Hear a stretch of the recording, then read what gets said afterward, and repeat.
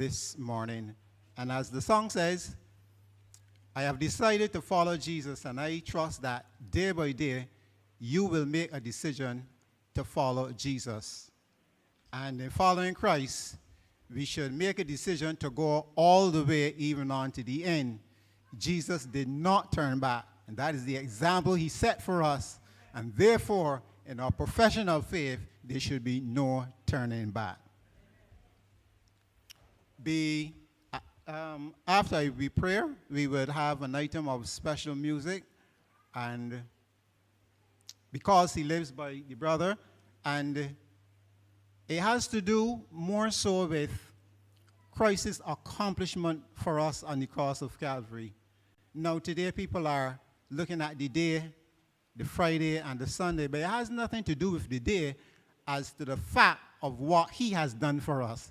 The day and the date is not any much significant value to us, but what he has done, what is being accomplished for us now in the sanctuary, this is of utmost importance. And therefore, we need to look to Christ and not to the day, because he is responsible for our salvation. Welcome to one, welcome to all. We will kneel for prayer or bow as you like, and we will approach the throne of grace. Our gracious Heavenly Father, in the name of Jesus, we bow in thy presence this morning. As we gathered here with each other, we have confessed before one another that we have made a decision to follow you.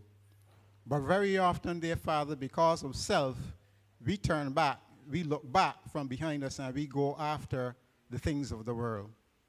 But we ask for forgiveness this morning, for cleansing of all sin. And as we bow here this morning to receive and to hear your words, we pray, dear Lord, that our lives will be recommitted to you, anew unto thee. So forgive us, fill us with thy mind, your character, clothe us in thy robe of righteousness. Speak your peace into every heart even now. Lift every burden, take every care, every anxious thought, every perplexity, and speak your peace into our hearts through Jesus Christ. Bless us as we wait upon thee. We ask that you will feed us now with the heavenly manna, and may our souls be blessed, and may we rejoice for what you have done for us, what you are doing for us, and what you will do for us even unto the end. Hear us from heaven now in the most holy place of the sanctuary. May angels now fill this place with their presence, driving away the evil forces. May your Holy Spirit minister to each and every heart, each and every soul, that the chains of sin and darkness might be broken, and that we might be set free in Jesus Christ. This is our petition. In his name we pray. Amen.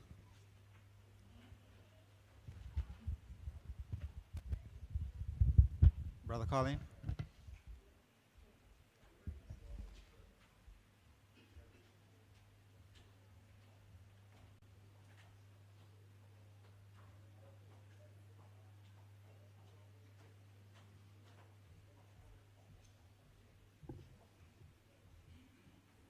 God, good morning. Are you glad that you serve a risen Savior this morning? I want you at the end of this song, when you repeat the chorus, because he lives, stand to your feet and sing it with me. I will repeat the chorus at the end, and I want you to sing it with me. Because he lives.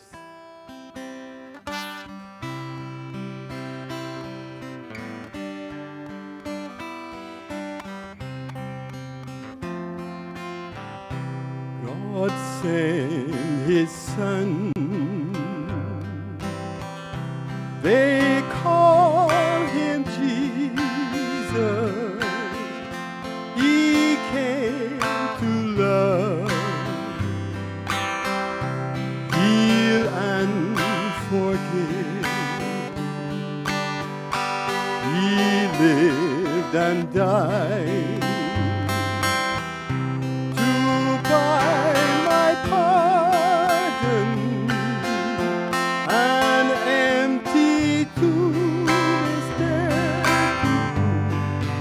Savior lives. Because he lives, I can face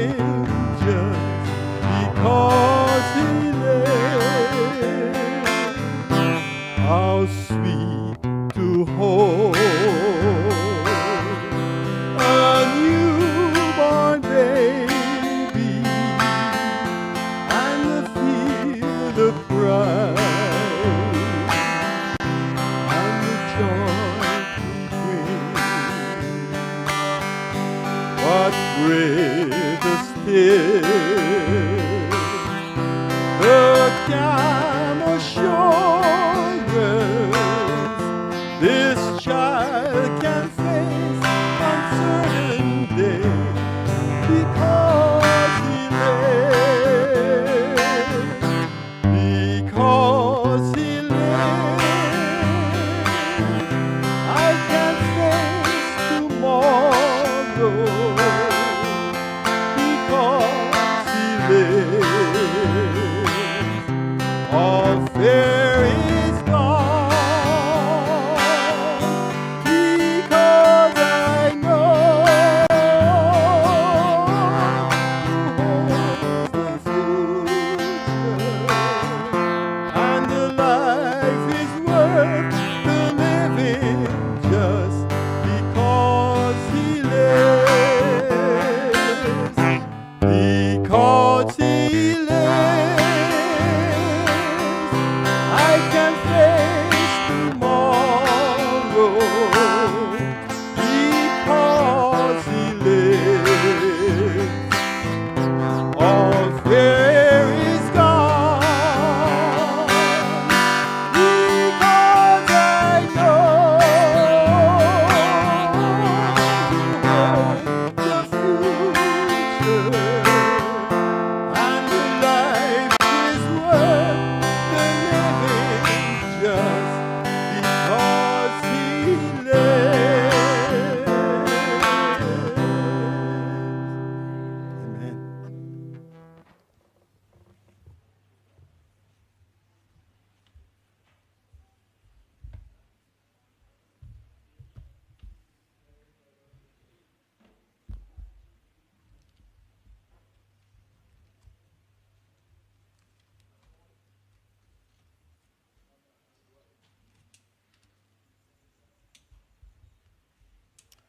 Praise the Lord. We truly thank God for a living Savior. Our subject this morning is the Word of God brings the rain. And we are speaking here about the latter rain, the early rain, and the latter rain. Turn with me in your Bibles to Deuteronomy chapter 32, verses 1 and 2. Deuteronomy chapter 32, verses 1 and 2. The Word of God brings the rain of God to his people. Deuteronomy 32, 1 and 2. We had this passage already, but we will look at it a bit more. Give ear, O ye heavens, and I will speak, and hear, O earth, the words of my mouth. My doctrine shall drop as the rain, my speech shall distill as the dew, as the small rain upon the tender herb, and as the showers upon the grass. God likens the outpouring of his Spirit, of his presence, as unto water, the falling dew, and the showers of rain. The showers of rain give life to the plants of the earth. The whole earth rejoices as the rain falls. But he likens the rain to his Spirit. And he's asking us to give ear, give attentive ear. Now, why does God liken the rain and the dew and his words to the Spirit? You see, the very Spirit of God, the very outpouring, it comes through the Word of God. Now, for years we have been looking for the latter rain in a different form. But the latter rain is being presented towards us in the messages that God is sending to his church. It is being presented towards us in the teachings and the doctrines that are from the Word of God. And that is why it is so very important, as God has asked us to give a listening ear and to be attentive to his words. To every message, do not disregard the messages of God, because in so doing, you are rejecting the outpouring of the Holy Spirit. My doctrine shall fall as the dew. God does everything by his word and only through his word. Many have been looking for marvelous manifestations of the Spirit of God. This is what they want. But so many of us have been rejecting the teachings of God's word. We want the manifestations, but when it comes to obedience of the word of God, we think that we can disregard the word of God and then live as we like. Don't fool ourselves, brethren. Don't fool ourselves. But what is the first work of the Holy Spirit? What does the Bible show is the first work of the Holy Spirit? Turn with me now to St. John, chapter 14, and verse 26. What is the first work of the Holy Spirit? St. John, chapter 14, and we'll be looking at verse 26. The first and very important work of the Holy Spirit. But the Comforter, which is the, now I don't really like to use the word Holy Ghost. I like Holy Spirit. You see, ghost is of the devil. Ghost brings fear. When the disciples saw Jesus walking on the water, they thought he was a ghost, and they were afraid. So the Comforter, which is the Holy Spirit, because he is seeking to speak peace into our hearts. He is seeking to draw us to him and not to cause us to run away from him. Whom the Father will send in my name, he shall do what? Teach you all things. And this is the very first and important work of the Holy Spirit. It is to be our teacher. We need to be taught in the things of salvation. We need to be instructed in the way of righteousness. So he will teach us all things and bring all things to our remembrance, whatsoever Jesus have said unto you. The first work of the Holy Spirit is to bring the words of Christ, wherein is the life of Christ, wherein is the Spirit of God, to our hearts. John 6:63. A passage that we know by heart and that we can repeat even without looking there. St. John chapter 6 and verse 63, the work of the Holy Spirit, the very first work. Not these marvelous manifestations that people want to glory in. It is the Spirit that do what? Quickeneth. The flesh profiteth nothing. If we live after the way of the flesh, we will not profit anything. It will have no value to our eternal souls. It is the Spirit that makes the difference. And that is why God is offering to us his Spirit. But it comes through the messages. As the word of God is being declared unto us, the Holy Spirit pricks and prompts our hearts. It breaks our will and brings us to the point of surrender to God, that the Spirit then might fill us to its fullest capacity. It is the Spirit that quickeneth, the flesh profiteth nothing. The words that I speak unto you, they are the life of God. It is in his word. The Spirit of God is in his word. When we reject the word of God, we reject that life, we reject that Spirit. John chapter 16 and verse 13. St. John chapter 16, verse 13. Now we can begin to understand what Jesus is saying in Deuteronomy 32, 1 and 2, to give ear, because he wants us to receive his Spirit. St. John chapter 16 and verse 13. Howbeit, when he, the Spirit of truth, is come, he will what? Guide you into all truth. We are not walking in the truth. We need to be guided and led in the way of truth. This is the work of the Holy Spirit.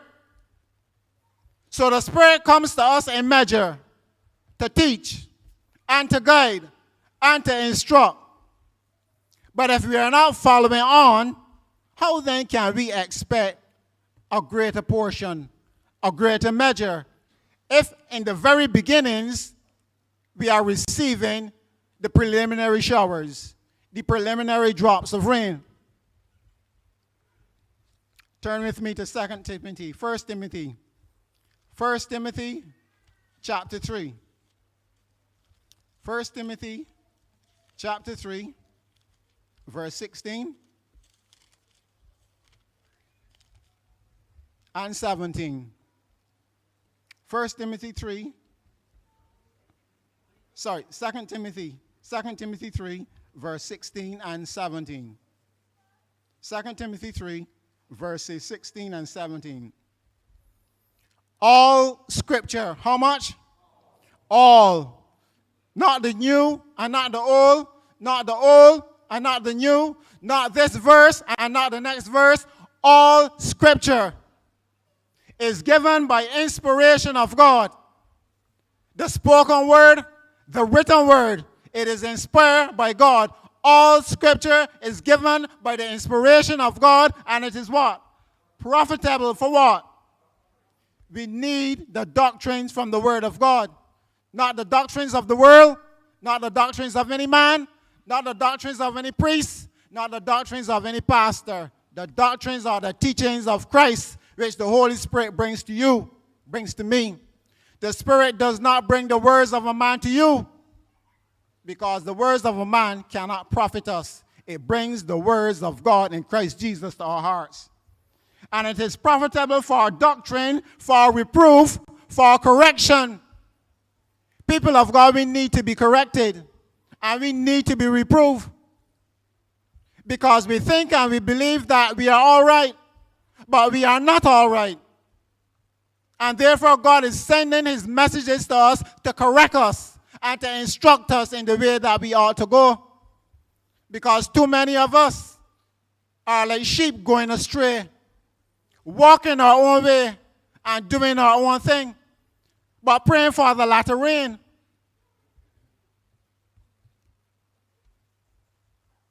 For instruction in righteousness.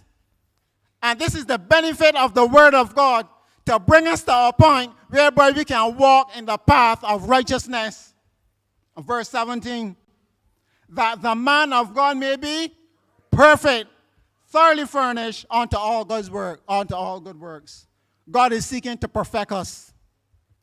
But he can only perfect us as we receive the word of God and as we allow the Spirit of truth to transform our lives into the very image of Christ.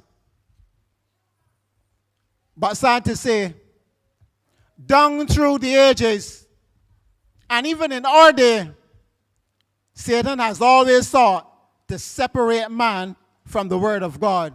He have always sought to hide the word of God from man, because he knows therein that we will receive the Spirit, the instruction, the reproof. Therein is where we will find righteous characters if we walk in obedience to that word. Therein is where God will pour out his Spirit upon us. So he sent many devices. Turn with me now to 1 Kings. 1 Kings chapter 16. Satan's work in seeking to hinder the people of God, causing them to reject the word of God, and therefore we are missing out on the outpouring of the Spirit of God. 1 Kings chapter 16. We'll be looking at verse 30. 1 Kings chapter 16 and verse 30. 3-0. And Ahab, the son of Omri, did evil in the sight of the Lord above all that were before him. 31. And it came to pass, as if it had been a light thing for him to walk in the sins of Jeroboam the son of Nebat, that he took to wife Jezebel. He adds sin onto sin, as the older folks will say. The daughter of Ethbaal, king of the Zidonians, and went and served Baal and worshiped him. And he reared up an altar for Baal in the house of Baal, which he had built in Samaria. And Ahab made a grove. And Ahab did more to provoke the Lord God of Israel to anger than all the kings that were before him. Can you imagine the amount of iniquity and wickedness that this man did. But this was the plot of the enemy, to turn the people of God from the word of God, that the blessings of God would not fall upon them. There is a connection between the word of God and the Spirit of God. What was the result of his evil upon Israel? Chapter 17, verse 1.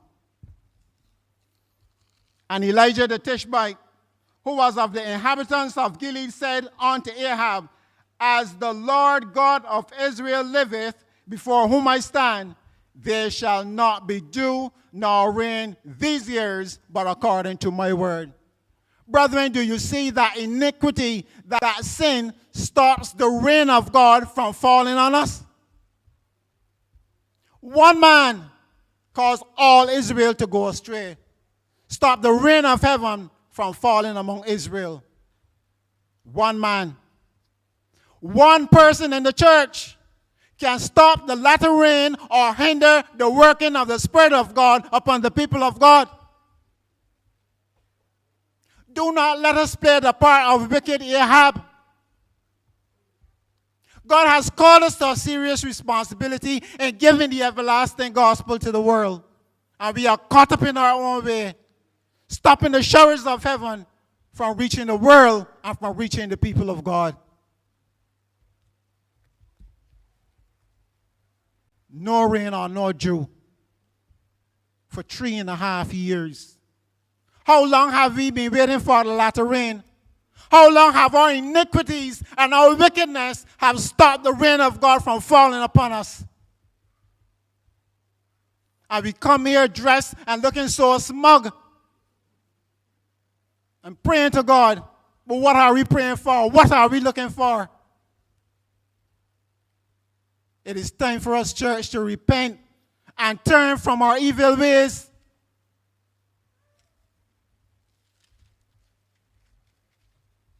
Turn with me to St. John chapter 4.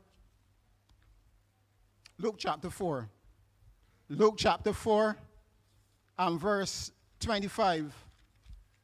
St. Luke chapter 4 and verse 25. St. Luke chapter, Luke 4:25. St. Luke chapter 4 and verse 25. That was in John. And these are the very words of Christ. But I tell you of a truth. Many widows were in Israel in the days of Elias or Elijah, when the heaven was shut up 3 years and 6 months, when great famine was throughout the land. Have the heavens been closed or shut up upon our heads as a result of transgression, as a result of iniquity? Turn with me also to James chapter 5. James chapter 5, 42 months, no dew, no rain. The days are hot, the nights are hot. But it was because of the wickedness of the leader that no dew or no rain came. And the influence of the leader spread through the people. And the people partook in the sins. James chapter 5, from verse 16 to 18. James 5, 16 to 18. Confess your faults one to another. Confess your faults one to another. All of our defects and our imperfections, when we have wronged the other man, confess our faults one to another and pray one for another. How can we be praying for one another when we are not speaking to one another? If I'm not speaking to you, what type of prayer will I pray to God for you or about you? It's a serious thing. Pray for one another. For the effectual, fervent prayer of a righteous man availeth much. Our prayers need to be effective for one another, that our lives might be transformed. Elias, or Elijah, was a man subject to like passions as we are. He was no different from us. And he prayed earnestly that it might not rain. He declared the word of God. And it rained not on the earth by the space of 3 years and 6 months. And he prayed again, and the heaven gave rain, and the earth brought forth her fruit. The power of the word of God, the spirit and the life that is in the word of God. When God breathed into Adam the breath of life, or placed his spirit into Adam, Adam became a living soul. The church needs the breath of God, the spirit of God, that we might be alive unto righteousness. We think we are alive, but we hear about walking dead, and you know what that means. Well, we think that we have life. Death is working its destructive work. Joshua chapter 6. Joshua chapter 6. And we'll be looking at verse 16. From verse 16. Joshua chapter 6 and verse 16. The background to this is just before Israel was about to conquer Jericho. They walked around the city 7 times, and on the 7th day, 7 times. Note Joshua's words. Verse 16. And it came to pass at the 7th time, when the priests blew the trumpets, Joshua said unto the people, shout, for the Lord hath given you the city. Do you believe that God has given you the victory? Why are we not rejoicing? Why are we not shouting? But here's the thing, verse 17. And the city shall be accursed. This world is accursed. It has nothing to offer you. It has nothing to offer me. And all that are therein is a curse. Love not the world, as 1 John 2:15 says. Have nothing to do with the world. All that is of the world is not of the Father. All that are therein are accursed even to the Lord. Only Rahab the harlot shall live, she and all that are with her in the house, because she hid the messengers of God. This world is the curse, but only those who receive the word of God through the ministry of his people will be delivered like Rahab. And ye in any wise keep yourselves from the accursed thing, lest you make yourselves accursed. If this world is accursed, and we partake of the things of the world, we too will become accursed. Leave the styles out. Leave the entertainment out. The fashions, the concepts. These are vain things that will cause us to perish.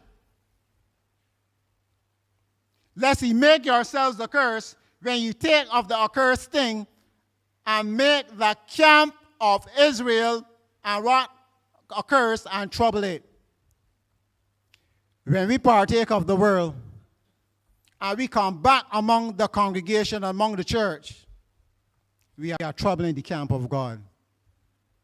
Are you the one who is responsible for troubling the camp of God, for stopping the rain of God from falling? Am I the one? When we live after the world and do the things of the world, but come back dressed, straight face, singing and preaching, but partaking of the world. We are troublers in Israel. We are troubling the camp. And God is calling us to repentance. Chapter 7, Joshua chapter 7, verse 1. But the children of Israel committed a trespass. Who committed a trespass? the children of Israel were all involved. They committed a trespass in the accursed thing for who? Achan, the son of Carmi, the son of Zabdi, the son of Zerah, and of the tribe of Judah, took of the accursed thing, and the anger of the Lord was kindled against whom? How many persons took? How many did it affect? Whole camp. Do you see your influence? We do not live unto ourselves. If any one of us are partaking in the things of the world, if any one of us are practicing sin when we know the word of God says we shouldn't, we are affecting the whole camp. We need to examine our lives to see if we are walking in the faith according to the word of God.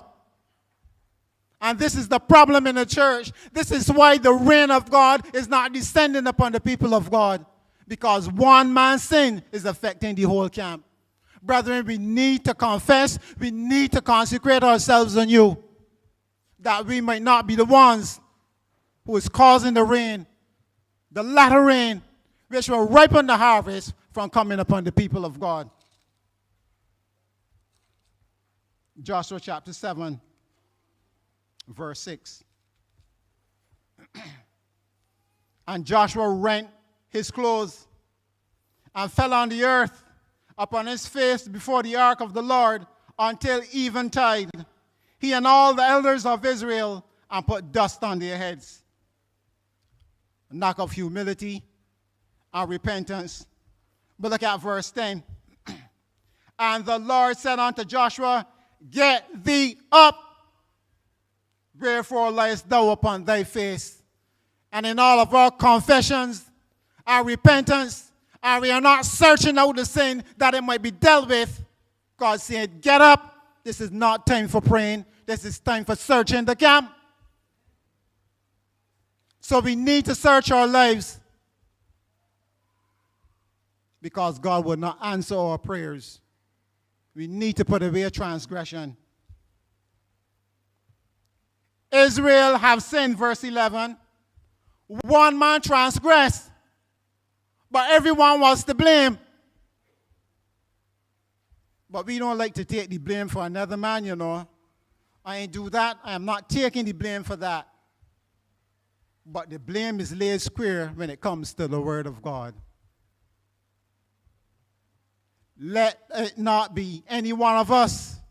Do not play the role of an Achan or an Ahab or even a Judas. We are troubling the household of God. Give up the sin. Give up the transgression. Forsake the way of the world.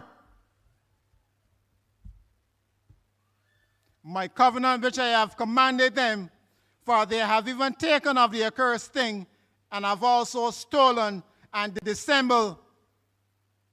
It means that they are practicing hypocrisy. They had on a mask, profess and look one way, but were something else, and were otherwise than what they really were. Tear off the mask, brethren.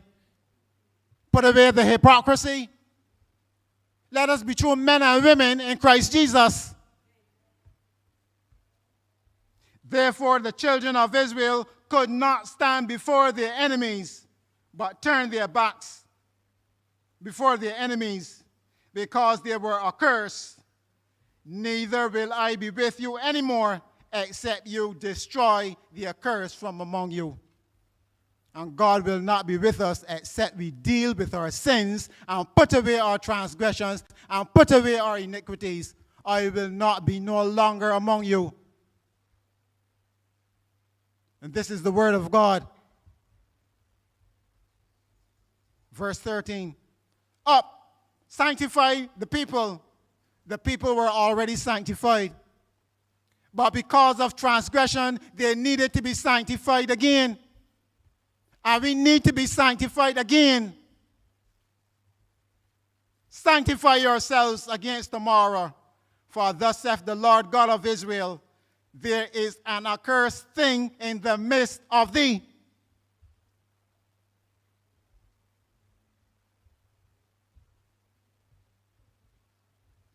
O Israel, thou canst not stand before thy enemies until ye take away the accursed thing from among you. Brethren, are we willing to let go of our transgression? God is not seeking to condemn anyone, but God is seeking to bring us to repentance that he might save everyone. God does not condemn. John 3:17, for he sent not his son into the world to condemn the world, but that the world through him might be saved. This message is not a message to condemn you or me. This message is a message to save us. Cause us to see the error of our own ways, that God might be able to deliver us from the chains, from the fetters which we have been bound in. And in the morning, therefore, you shall be brought out according to your tribes, and it shall be that the tribe which the Lord taketh shall come according to the families thereof. And the family which the Lord shall take shall come household by household, and the household which the Lord shall take shall come man by man. So there are families that is causing the word of God and the rain of God not to fall. There are households. There are individuals in these households. Tribe by tribe, family by family, household by household, man by man. And all of this was opportunity and time for the individual who was at fault to confess his sin, to receive pardon. How much longer in probationary time do we have? The Spirit of God is searching each and every heart, family by family, household by household, man by man. The Spirit is moving and pricking hearts. But are we willing to come forward? Are we willing to say, I am the one, to God? Are we willing to confess our faults first to one another and our sins to God? And as God searches your heart, do not resist the word of God, because in resisting the word of God, you verily are resisting the very Spirit and the power of God.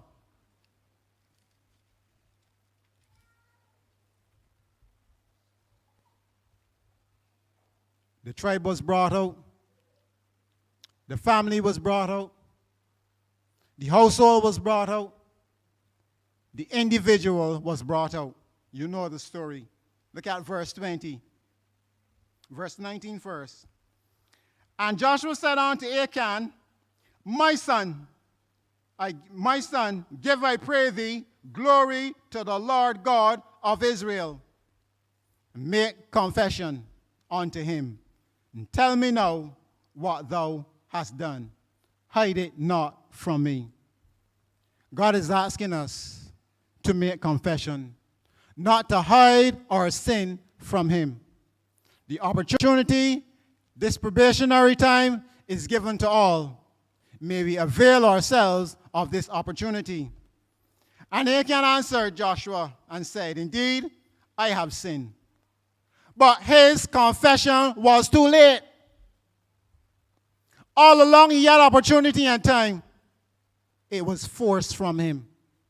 The Spirit brought conviction upon it, and he had to bring it out. But this confession could not have worked any transformation for him. Imagine that. All the tribes brought out, and he's seeing it. But he had a straight face, looking pretty, would not say a word. And as all the tribes were searched, his tribe was pointed out. Still no move. Message after message is coming. We know that we are in wrong. We ain't making any move. The Spirit of God pricking and searching, but we are holding our ground in transgression. Achan didn't move until finally he personally was pointed out. Verse 21, he said, when I saw among the spoils a goodly Babylonish garment. Brothers and sisters, there's nothing such as a goodly Babylonish garment. If it is for Babylon, it is not good for you. Let it go. And we have a lot of goodly Babylonish garments. Let go of the attire. Let go of the foods. Let go of the entertainment. Let go of the Babylonian things. They are working our destruction.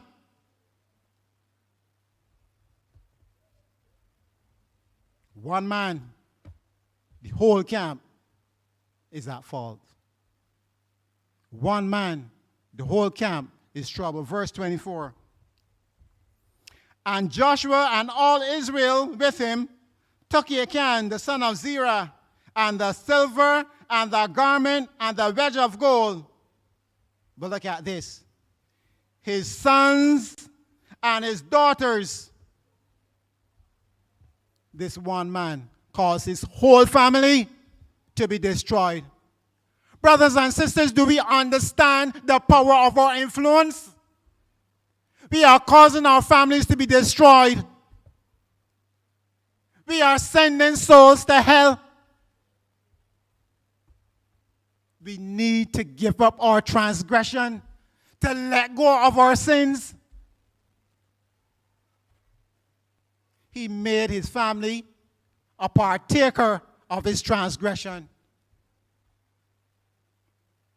All were taken, because none will confess and repent.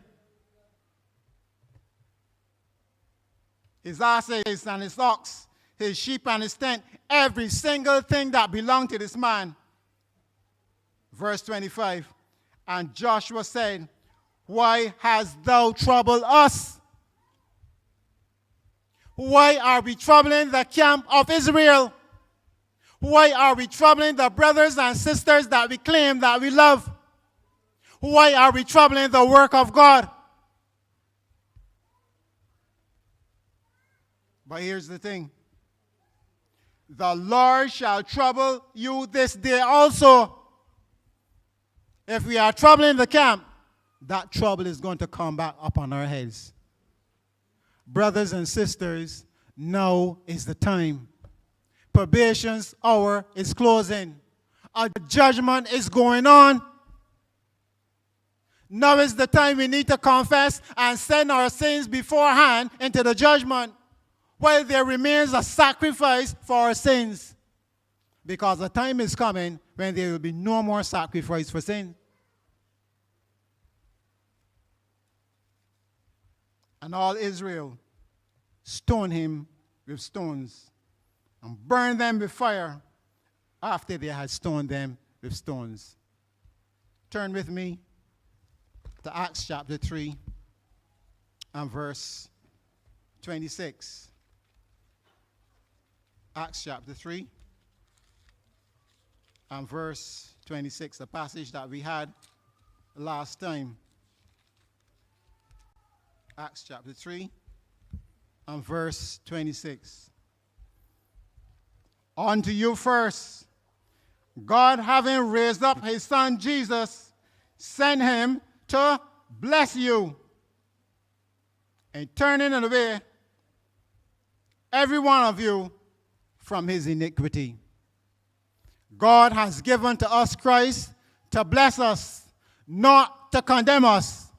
The blessing comes when we turn away from our iniquities. Because if we do not turn away from our iniquities, verse 23, if we do not hear the voice of the prophet, it says, it shall come to pass that everyone, every soul, which will not hear that prophet shall be destroyed from among the people. God sent his son into the world, not to condemn the world, but that the world through him might be saved. If we do not forsake our way, we will die in our sins.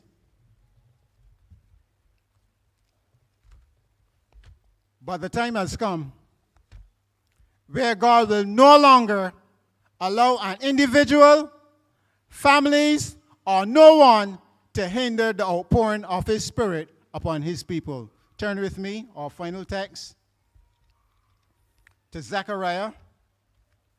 Zechariah chapter 10 and verse 1. Zechariah chapter 10 and verse 1.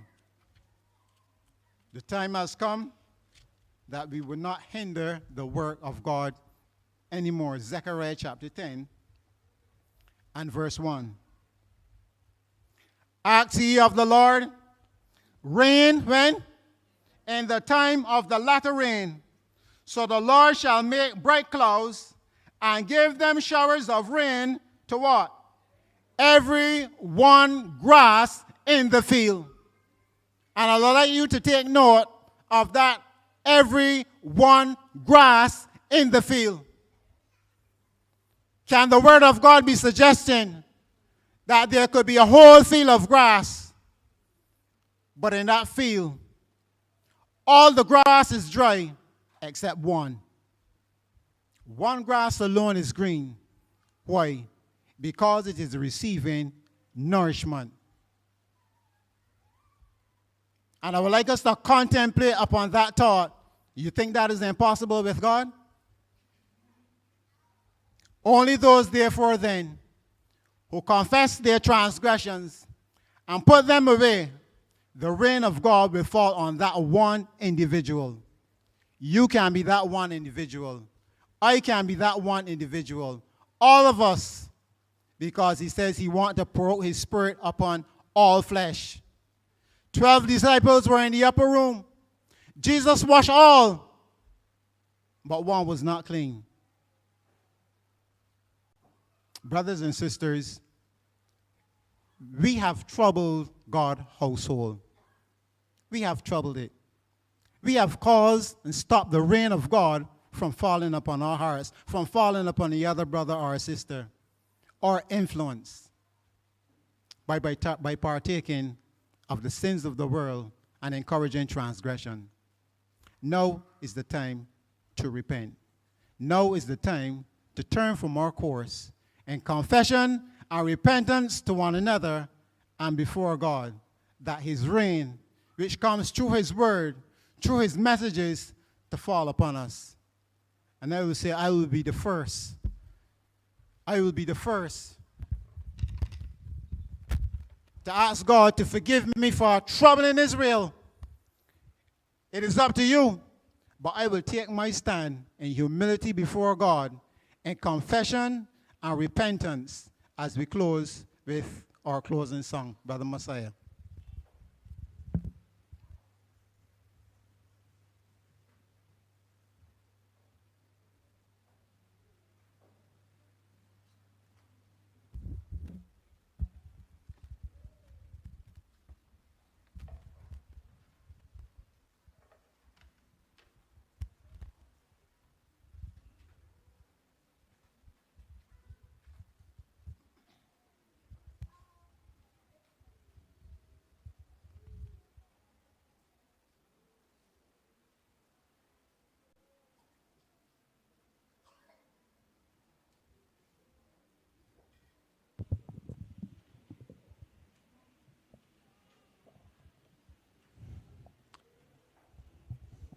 Kneel at the cross. Christ will meet you there.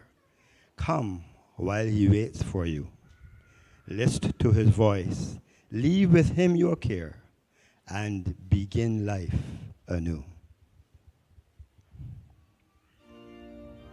Church, this morning we have an opportunity to have a new beginning in Christ Jesus. Lay hold on this beginning in Christ. Stand. Kneel at the cross. Christ will meet you there. Come while he waits for you. Listen to his voice. Leave with him your care and begin life anew. Kneel at the cross. Leave every care. Kneel at the cross. Jesus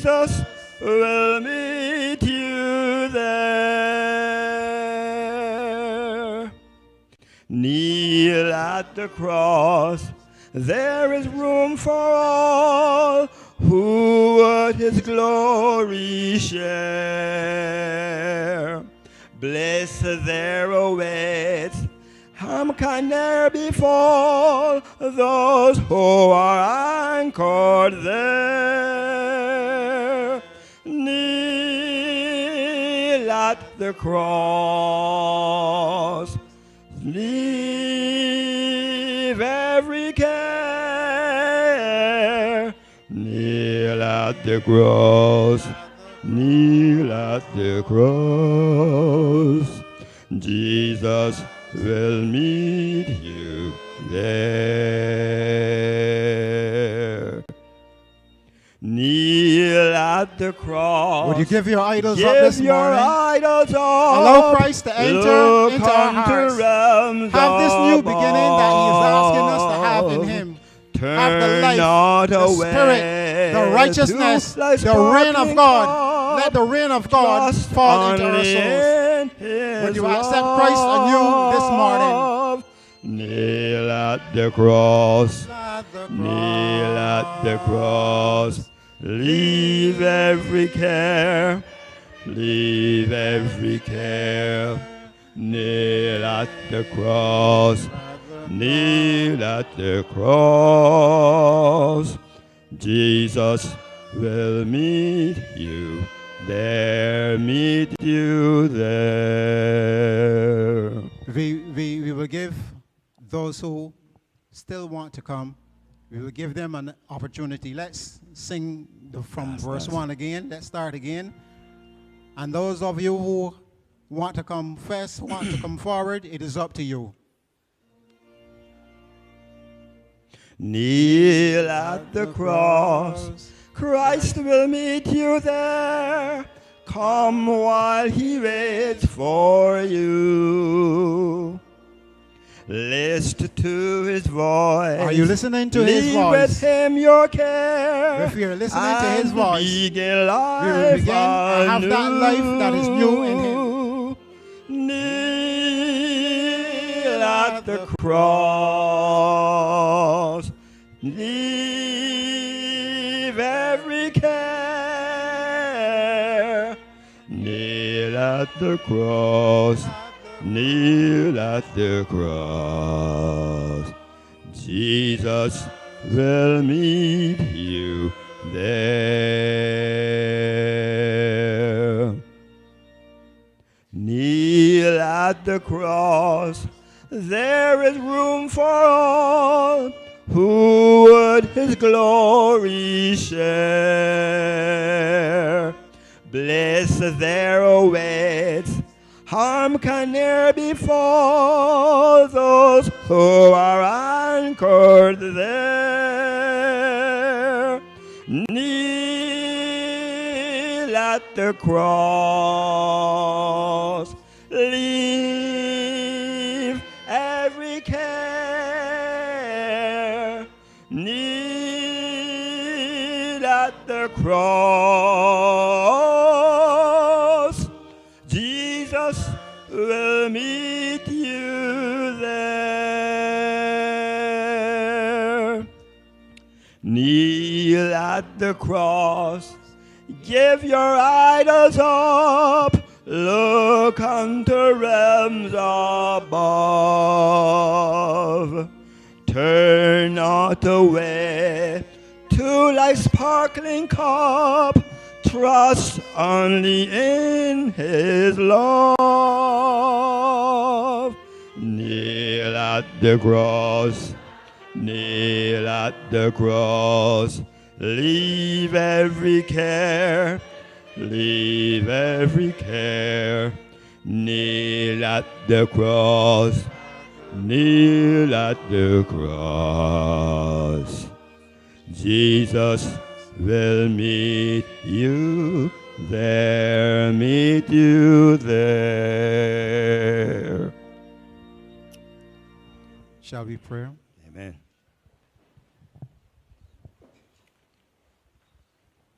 Oh, gracious Heavenly Father, we thank you for your words to our hearts this morning. Amen.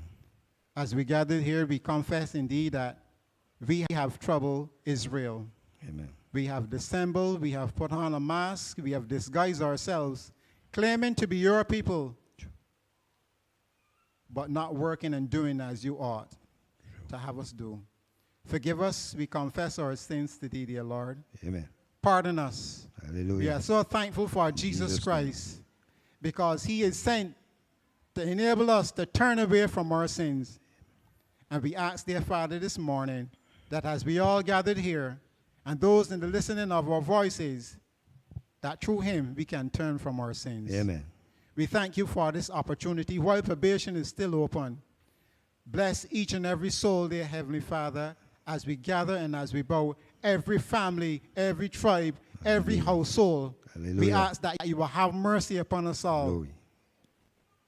And indeed take us again as your people. Amen. And receive us into your arms. Continue to bless us and grant now that this newness of life, which is in Christ Jesus, will enable us to walk as he walked, that then we can have the fullest outpouring of your Holy Spirit upon us. Praise God. Comfort us with your peace. Comfort us with your truth. May we pray for one another. Amen. And encourage one another, dear True. Lord, as we draw closer to the end of time. Amen. Thank you for hearing and answering our prayer. In Jesus' wonderful Hallelujah. name. Praise Amen. God. Hallelujah. Let the words of our of our mouths, mouths and the meditation meditation of our hearts be acceptable acceptable in in thy thy sight, sight. O O Lord, Lord, strength strength and our and our Redeemer. Redeemer. Amen.